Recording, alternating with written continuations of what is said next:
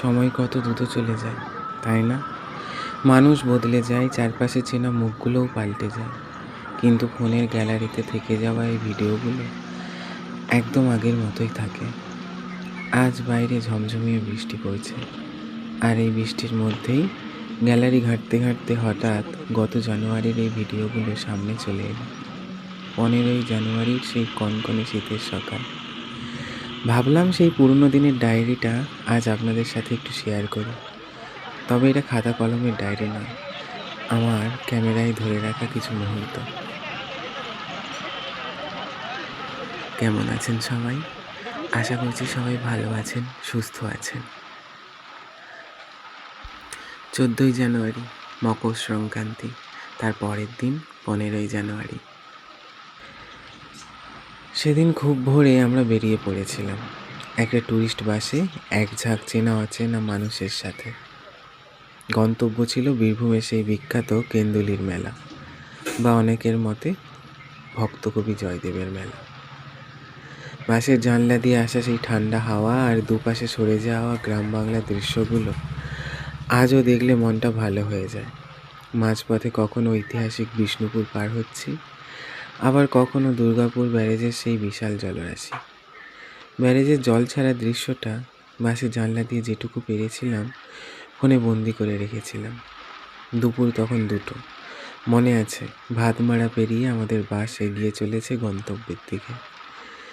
বাসের সিটে বসে এই চলন্ত দৃশ্যগুলো দেখতে দেখতে কখন যে মেলার কাছে পৌঁছে গেলাম টেরই পাইনি।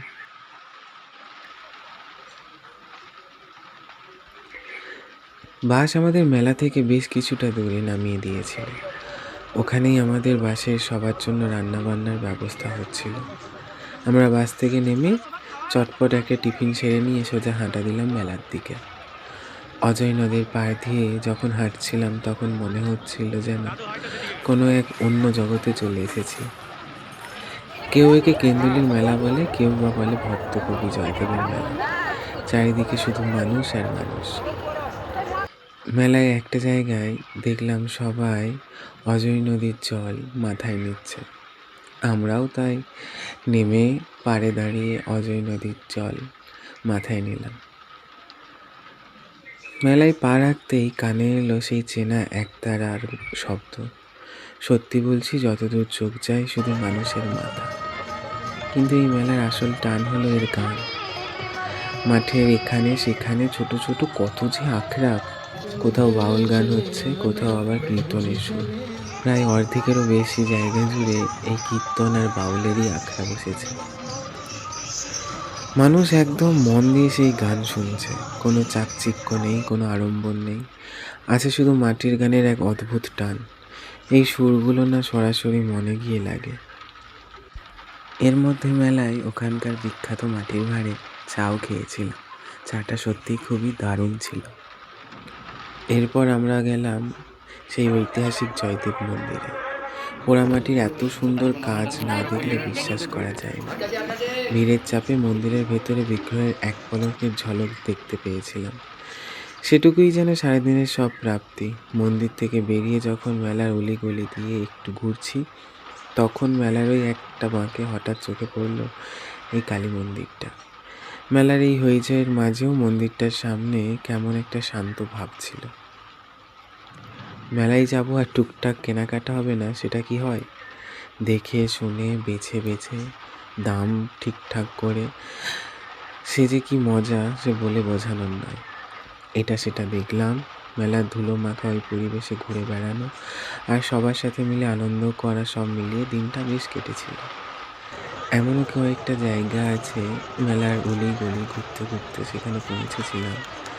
হয়তো সেইগুলো কিসের জন্য বা সেই মন্দিরটা কিসের জন্য সেখানে তৈরি করা হয়েছিল সেগুলো আজ এখন মনে নেই, কিন্তু সেই দৃশ্যগুলো আজও চোখের সামনে উজ্জ্বল।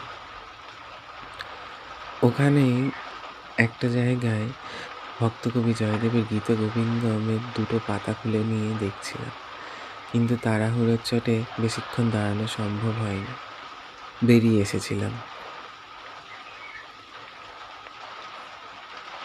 সে যাই হোক, ঘুরতে ঘুরতে কখন যে রাত হয়ে গেল টেরই পেলাম না। বাসায় ফিরে রাতের খাবার খেয়ে নিলাম। ক্লান্ত থাকলেও মনটা কিন্তু খুব খুশি ছিল। এরপর আমাদের বাস চলল পরের গন্তব্যের দিকে। সারা রাত বাস চলল। এইরকমভাবে বাসে যায়নি আমার প্রথম। হ্যাঁ, ঘুমোতে একটু অসুবিধা হয়েছিল, কারণ বাসের অল্প জায়গার মধ্যে তো ঠিকঠাক ঘুম আসে না, সেটা সম্ভবও নয়। তাও এটা একটা স্মৃতি হিসাবেই ছিল। পরের দিন সকালে যখন ঘুম ভাঙল, সামনেই ছিল আরেকটা অন্য জায়গা। তবে সেই জায়গার গল্প না হয় পরের ভিডিওতে বলবো। আজকের এই স্মৃতিচারণ আপনাদের কেমন লাগলো কমেন্টে অবশ্যই জানাবেন। খুব তাড়াতাড়ি দেখা হচ্ছে পরের পর্বে, আমার ডায়েরির পরের পরিচ্ছদে। সবাই ভালো থাকবেন, সুস্থ থাকবেন, সাবধানে থাকবেন।